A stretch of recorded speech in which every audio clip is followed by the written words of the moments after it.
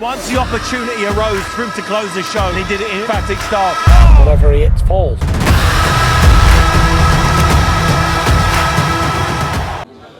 This is KUGAN CASSIUS for Rifle TV in association with MCK Global. Can I say where we are? Yeah. Well, I don't know. No, because the press release. Yeah, but obviously this isn't going out till. Yeah, but you might still be here, and people might think, "Oh, want a selfie with Eddie?" I doubt it. They might be more interested in see AJ and RUIZ, but you know, it's Maybe. nice of you to say that. It made me feel good. We're in the Hilton Hotel. We are somewhere in London. Yeah. The third part of the press tour. Just talk me through Saudi Arabia. Well, I don't and know Europe. where I am. I mean, it's just been the most mental, God knows how many hours now. So what did we do? We flew to Saudi Arabia. Kind of like no one knew what to expect. I mean, I've been there before for the World Boxing Super Series, but obviously both fighters going there for the first time. Landed. I mean, on the plane, AJ completely mobbed by people. Like everybody on the plane wanted pictures, wanted to talk to him. Landed in Saudi Arabia, obviously looked after very well through immigration. Come out and then mayhem, media, fans, everything, and it kind of took everybody by surprise because you know everyone's saying, "Why are you going to Saudi Arabia?" And you realise these people do have a TV, you know, they do watch sport, and loads of media there, straight into police escorts and vehicles. We were delayed, and RUIZ actually landed 10 minutes before us. Separate planes, obviously, but the plan was to be a little bit separate. So he came through, went to the hotel, so did we. Didn't get to the hotel till about 1:30 in the morning, and when we were there, we were met by the royal family, members of the royal family. Who Did they know who you were? Like the royal family in Saudi Arabia? Come on, mate. Eddie, what, mate? No, they were like, "Oh, we watch all your interviews with KUGAN. He's massive in Saudi Arabia." But that's believable. That's that's half true. believable. No, that is true. I know you're winding me up, but No. that's half believable. So RUIZ met them, then we arrived and met them, and then we didn't go to bed till about, I don't know, 2:30. 8 o'clock in the morning, breakfast meeting, and then photo shooting the day. And again, not knowing what to expect. So we went to DILLIAN, where the event's taking place, and there's like basically where the royal family began like their first house. And it's like a protected heritage site now. It's like stunning buildings and backdrop. And all the shoots was in there, you know, amongst the old buildings where they used to have lunch and stuff like that. And it was epic. I mean, they really went completely overboard with the best crews, the best producers. And it was like clockwork. You got a film set. It was, but it was like clockwork. You know, we turned up, fleet of 6 Range Rovers, got out into golf buggies, taken to this location. So it was like being on in Universal Studios. And then, so we did ours, then RUIZ did it after us. Went back to the hotel, guys had a little bit of a chill out. And then we went to the press conference, which just was, it blew me away.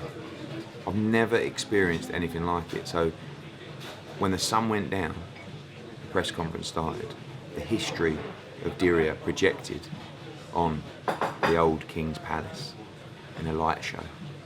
And I have to say, looking around, this might sound a little bit, you know, old woman-y, but it was packed. And I got quite emotional because I started thinking to myself, we've brought this in. This is the start of something new in boxing. And this is the start of something major because I'm looking at the money they're investing in the press conference, let alone the fight. And I'm just thinking, this is completely blowing me away. So did that, did the presser. Straight from there, virtually, to the airport. My bag didn't come through in New York. I had to rush out and get some gear, landed in New York. Straight to the hotel, half an hour, quick spruce up. To the presser. Done all the media there, left there, straight to the airport last night. Our flight got cancelled last night, shout out to BA for cancelling that flight. We had to find another flight, we got the United flight at like 10 o'clock, landed at 10:30 this morning, straight here, little spruce up, ready to go for London. Gloves are off this afternoon, with both guys absolutely knackered, and hopefully that should be a little bit edgy. That's been the last few days. How you been getting on? I've just been watching it all unfold. Look good? Yeah, the The footage from the Saudi trip looked a bit like, like they was actually making a film. Yeah, they were. But I think that the live feed didn't have the full audio from the light show, stuff like that. But it was different. It was very corporate, very sort of high level, but just like the energy for the fight. Does that make sense? The excitement of the people to stage this fight there. And I think that's the thing that really took the fighters by surprise, because everyone sort of said to them, "Oh, there's no boxing fans out there, no sports fans." Completely the opposite. This country is so excited that they're bringing an event like this to their country, and they're going to go all out. It's going to be epic. It's going to be one of the biggest fights of all time, and it's going to go down with all the other quirky venues of the past. You know, Philippines, Thriller in Manila, Rumble in the Jungle, Zaire. This is the same kind of thing. Let me ask you about tickets. When do they go on sale? So Omar's here today. They're looking like being announced end of September, early October.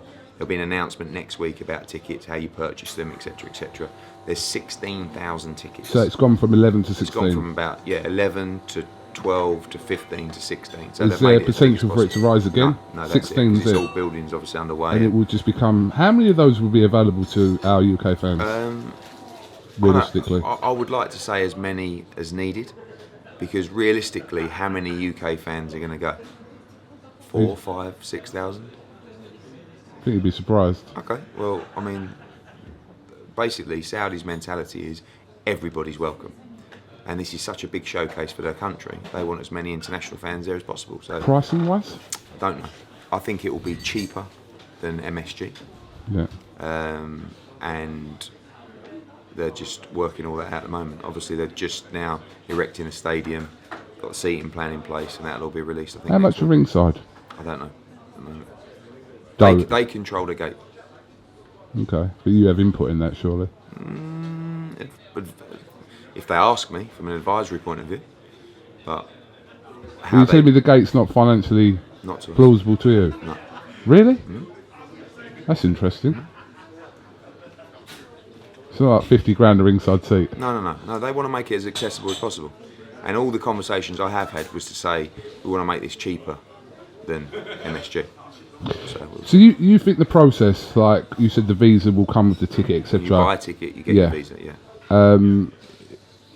but you think that process will be smooth as anything? Yeah. I mean, I know obviously I'm a little bit more connected than a fan might be, but last week we got a visa. You know, it's very straightforward. The airport. Ed, you went to meet the Saudi royal family. It's not the best comparison, as mate. I'm saying it, no, but as I said before, this is their opportunity to showcase to the world, so they want to make sure they get this bang on. And these people don't mess around. Clearly. You know, this stuff with RUIZ, I know we've spoken about it, it's all done and dusted with, but how did you kind of turn him from maybe having a few reservations to being happy and being out there to sort of say, many ways, like, obviously I'm here? contractually was one of them. But I didn't want to be an arsehole about it. I wanted him to... What did he want? All about money. Always about money. But there were some questions to make sure that he was happy, mainly from him, his father, his team. And they were things that I would ask. You know, what's the commission situation? When does drug testing start? What's the security situation? You know, they're both fighting in a country that neither have boxed in before. So we need to make sure and satisfy all of those points, which we did. Obviously, we had to enforce ourselves a little bit legally. But it was always about how much extra could we get. But all the conversations behind the scenes with our team was, we're going to go to Cardiff. We don't want to go to Cardiff. We ain't going to Cardiff. Could we have enforced it? Yeah, would have been double messy. So that helped us decide on a neutral venue, and obviously the deal was very good as well. Why are some people in boxing still putting out vibes that the fight may not take place in Saudi Arabia? Well, I've got the money in the bank, so I think I don't see why it wouldn't happen. But Johnny Nelson come out and said... Johnny Nelson says some bizarre things. But I think a lot of it was down to RUIZ's just sort of attitude and comments. But having been out there, having known that the money's received and the investment that's being made, I mean, they're building a stadium. Do you know what I mean? God knows what they spent on the press conference. I mean, I guess. I wouldn't even want to say. It's not 6 figures. 6 figures? Yeah. 6 figures? Yeah. Try 7 figures. Fuck off. Mate, Sorry, mind my language. you know, As so, if. but who knows? But I mean, Well, they could have spent 7 figures on a presser. I mean, this was amazing. Don't forget, you got a team of 20 people flying around the world in business class, first class. Your presses here only cost a couple of £100. I mean, you can get tea and biscuits. You got the shortbreads over there. They're unreal.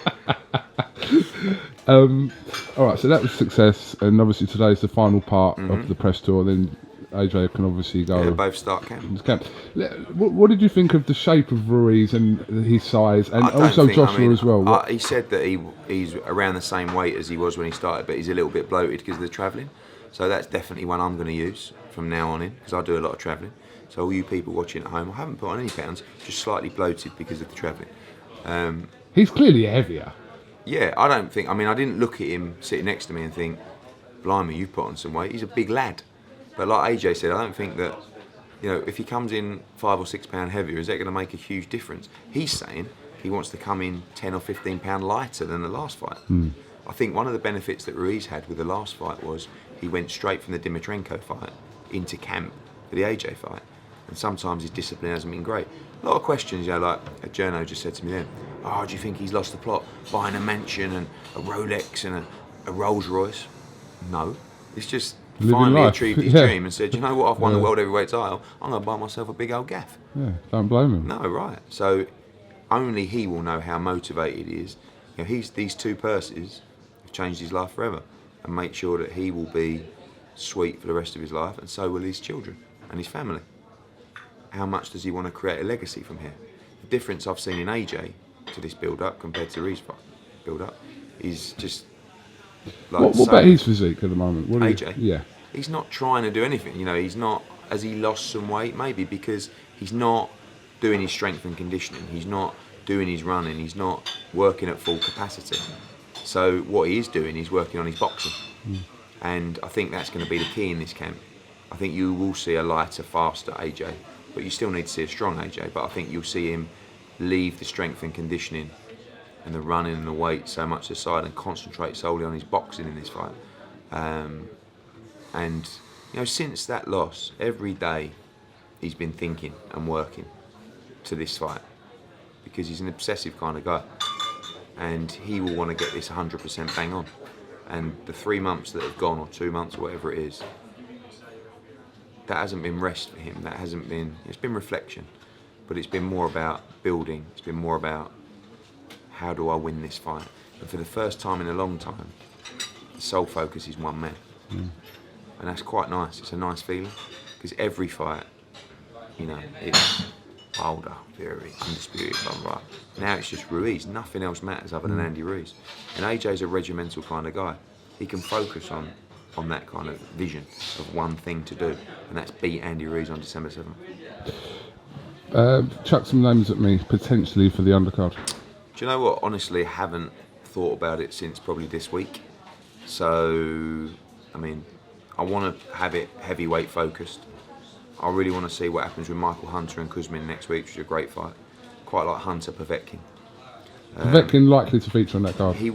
We're in talks to, but he's getting some good offers now, from his win last week.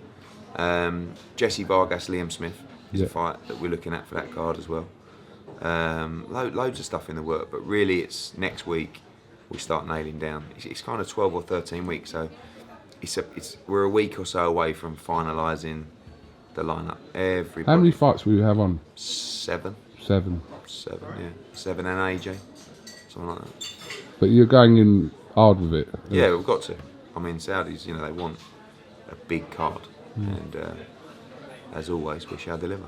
Hey, I just want to kind of retouch on some comments you made this week about Deontay Wilder, with some of his comments. Can you kind of just relay back to that? I just said, it's just so boring. I mean, listen, we've said our things backwards and forwards, but on May the 28th, the same day I believe as AJ arrived in New York to do all his press, Deontay Wilder announced his fight with Luis Ortiz. It's September the 7th. What are you laughing at? That's 10 weeks later. Still we have no fight, no date, no nothing. This week, when AJ started his RUIZ press conference, Wilder said, I want Fury to step aside so I can fight AJ if he wins.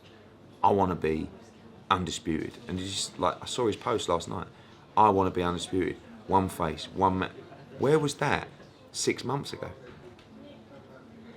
Like, he went against that undisputed thing. Now all of a sudden it's really important to him. I don't understand.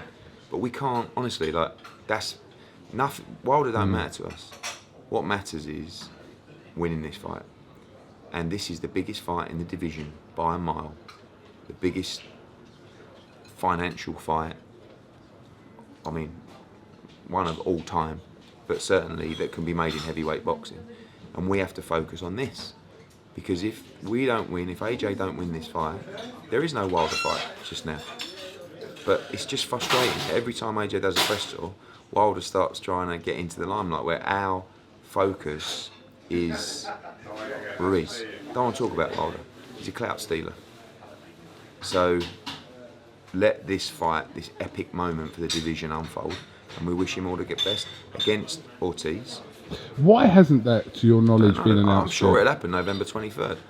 But why announce the fight on May the 28th and then wait 3 months to actually announce it? So you know what he was trying to do on that day. And it's a bit sad, really. Like, it's not something me and AJ would sit down and go, hey, Wilder's fighting, should we do an announcement? Because you see the levels, yeah? There's levels to everything. You see this world tour?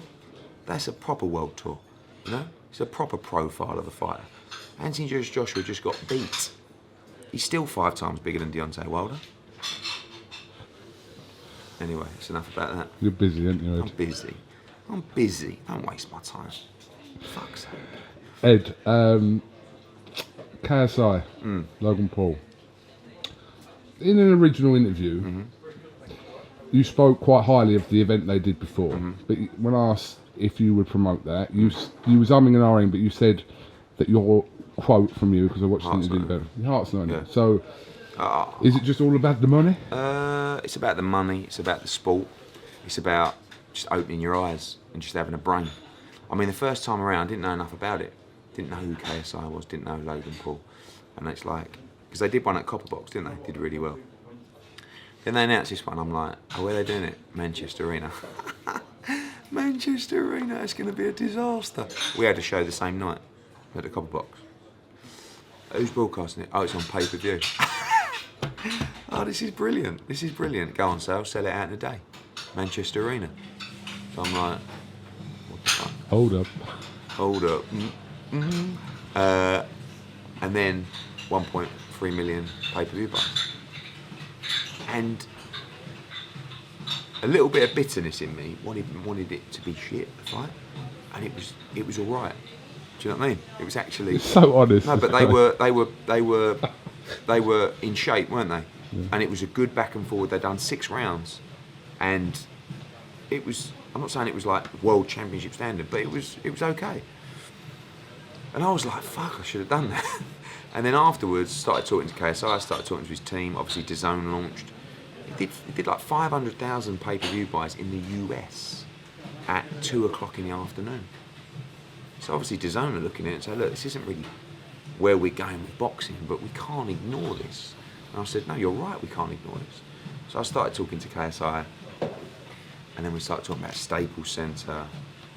And obviously the whole time, all I'm thinking about is, how am I going to explain this to the fight fans? I mean, do I have to explain it to the fight fans? Yeah, I think I do.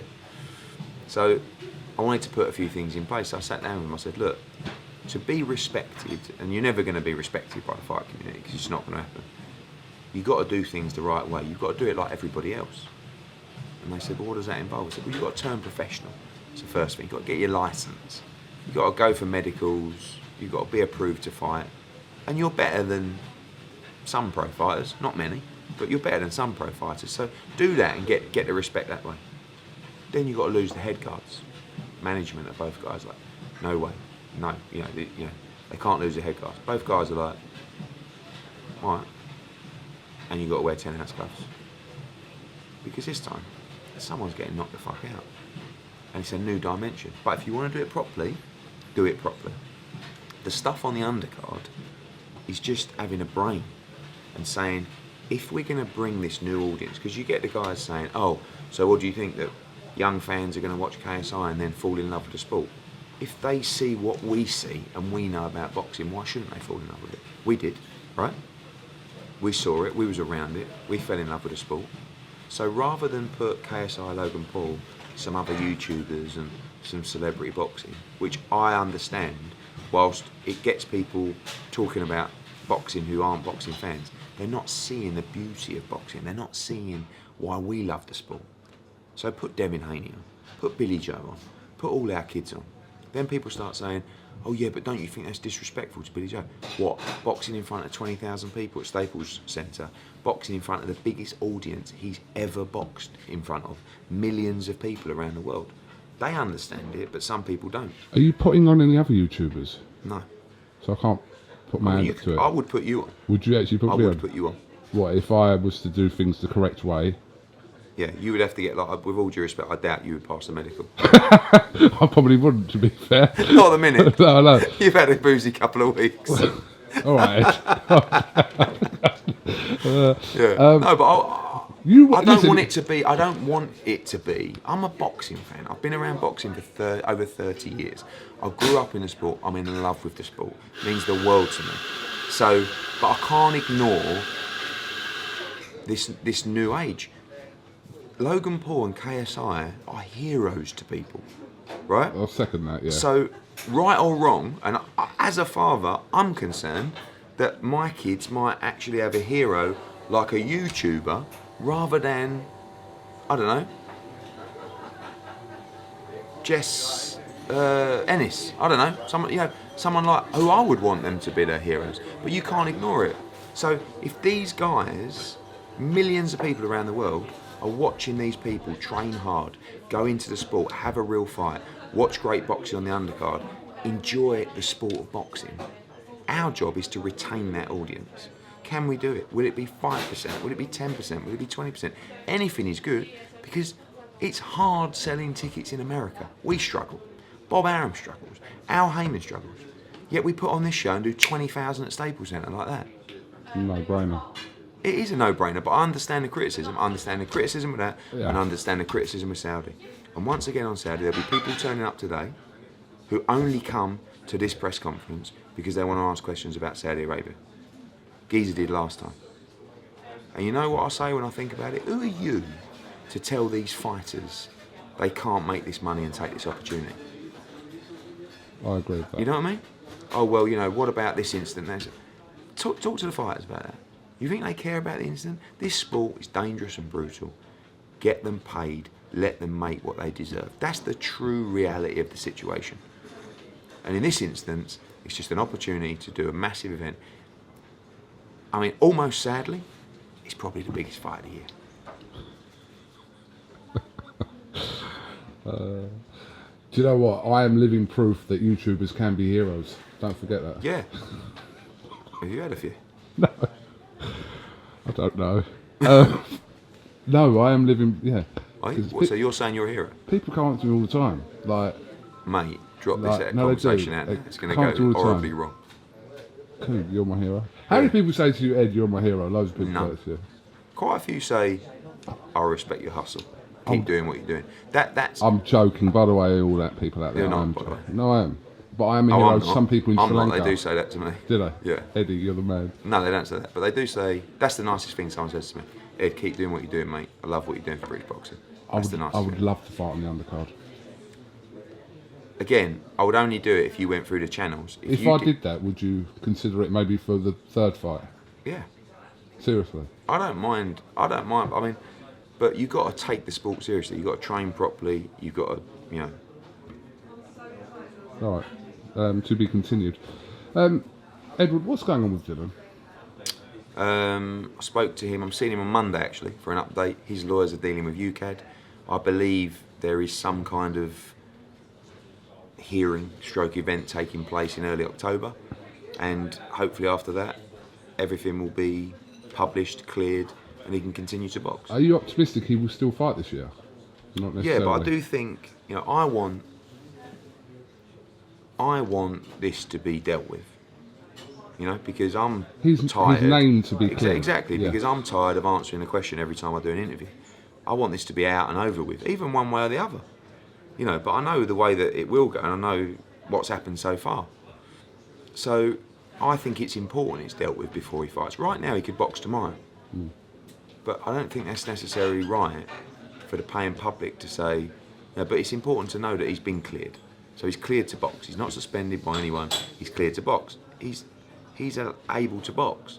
But I just think for where he is in his career and the profile that he's built, he needs to draw a line under this as well. And that's what they're trying to do. But if you was a hunch guess, I know you obviously want his name guess. cleared. Hunch guess. I believe he'll fight this year. Yeah. Have you got a date penciled in for him Not really. potentially yet? Not really. But we'll box him on many cards. Katie Taylor, you've sort of put a date out of the 2nd of November in England. Where in England would that take place? Looking at Manchester. Okay. So we're looking at a potential card with Katie, WHYTE and Anthony Crolla at Manchester Arena. Could that be the Pearson rematch? Unlikely. Okay. It's more likely moving up a weight class Right. to try and win another world title. Okay. And then the Pearson rematch will likely come after that. Although next week we have the Battle of Brooklyn, Hardy against Serrano at MSG, and the winner of that is also signed to fight Katie Taylor. So that's an option. Yeah. You've put a date out there for the 23rd of November for Liverpool. Yes, that's seeing Callum next week, and we'll try and secure 23rd of November. Obviously, as a mandatory now. At the Echo. Yeah, mandatory in John Ryder. Is that who it's likely to be? Possibly, but again, John Ryder, we accepted the Chris Eubank Jr. fight, and we never heard back, so we're waiting to see on that one as well. So John looks like he's going to have some options in terms of who to fight. Who else could feature on that Liverpool card? David Price. Yeah. Say Liam Smith, unlikely because he'll probably box in Saudi. Haven't really thought too deeply on the undercard to that fight. Just want to get that made. Your card for the 26th still adding? Yeah, we've got, well, it's tough to add too much more. We've got Josh Taylor, Regis Progress, Derek Chisora, Joseph Parker, Ricky Burns, Lee Selby, Lawrence Okoli against Ngabu for the European title, Conor Benn as well. Plus, What's happened with Garton? they've come back, asked for silly amounts of money, and unlikely to take place. Okay. And now WBSS, Success Salem have got a couple of fights to go on. Zach Parker, I believe, is one in a big fight. Tickets went on sale about 5 minutes ago. Pre-sale was huge again, expecting another sellout at the O2. Get your tickets, it's going to be a blinder. Probably, I keep saying this is probably the best show I've done, but this is probably the best show I've done at the O2. Kept the tickets, I think, very reasonable for me. Cheaper than Lomachenko. Yeah, I saw they were a bit 500 cheaper, yeah. inner rings and 40s and 60s. What could you give us a buy indication on Lama? Too early, but 350. no, I don't think it will hit 3. Okay. But solid, very solid. Solid for. And one of the worries was, it's a hardcore fight fans event, but I think we did enough to obviously get them on board, but also captivate some casuals as well. Any update on this MTK Golden Contract Tournament? Whether that's Yeah, we'll be style? making an announcement on Monday. So good news for fight fans coming on Monday. Okay. Could that Really? 5 minutes done. So you're looking to announce that on Monday, Yes. kicking off on the 4th of October. So you've Well, I don't got. want to give too much. I mean, this is the problem: is I give you my announcements, and then when I announce it, everyone knows about it. All right, have to be like that, mate. Because your October's like pretty banged out, isn't it? Yeah, I mean, we looked at doing a show on September 28th, but that didn't materialise. So So September, there's no Matchroom UK show. only US and Italy. Yeah. So you've got September the 19th. Sorry, 13th is Haney, Abdullayev, Hunter against Kuzman, Serrano against Hardy. Then the 19th is Sam Eggington against Fiordillo, and Luther Clay as well fighting out there in a good fight against Morello. And then you've got possibly an international show, coming on the 28th of September for Sky. And then you've got October the 4th, what could quite possibly be the MTK tournament. October the 12th is Usyk. I'm coming. Are you? Good man. Just booked up. October the 19th is Ritson against Robbie Davis, Cheeseman against Fitzgerald, Savannah Marshall. We've done 7,000 tickets for that show already. For what? For a film? Newcastle. It's going to be Mental. absolutely mental. Week after we got the O2. Week after that we got Manchester show, Katie Taylor, WHYTE, Crawler. Week after that we got KSI, Logan Paul. So is Billy Joe going to be on that bill? Not confirmed, but there's a very good chance, yeah. Okay, so, and Devin Haney potentially, but he's obviously... See, he's got to beat Abdullayev. Yeah, of course. That fight's now an interim world title fight. And that's a really tough fight, Haney. If he wins, he becomes Lomachenko's manager. What about new signings? What you got? Not really. I mean, there's a few that we're talking to, but I haven't really got much space, to be honest with you. I've got our existing fighters that we've got to get out. I've got the fighters whose contracts have expired I've got to look at and probably re-sign them. So up until the end of the year, it's difficult to even satisfy them. I mean, obviously, if a big name comes in, then DAZN are going to grab them. But if you look at the DAZN schedule, it's unbelievable. You know, you've got Haney Abdullayev, you've got Munguia on that weekend, you've got Usyk, you've got Golovkin on October the 5th, you've got the World Boxing Super Series on October the 26th, you've got KSI, you've got Canelo Kovalev, which is inevitable. What date is that meant to be I that think for? November the 2nd. You've got November the... And then you've got... I'm looking to make Danny Jacobs against Chavez towards the end of the year. I mean, it's such a... And then you've got Ruiz Joshua. Like, the zone is smashing it in the States. Best schedule in boxing by a mile. Usyk's fighting Tyron Spong. Yeah. Yeah, interesting fight. Obviously. Yeah, I speak to a lot of people. They think it's a dangerous, dangerous fight. I mean, I know... Who's Spong? Who what? You know, but obviously massive kickboxer, world champion, Yeah. bit of a legend really. But more importantly, as a pro, he's number 4 with a WBO. What's he, 15-0 with 14 knockouts? I mean, I think it's a lively fight. Ranks, was he fourth in the WBO, yeah. and tickets are flying in Chicago, flying. Yeah, looking forward to that. I'll let him know. All right, are we done then?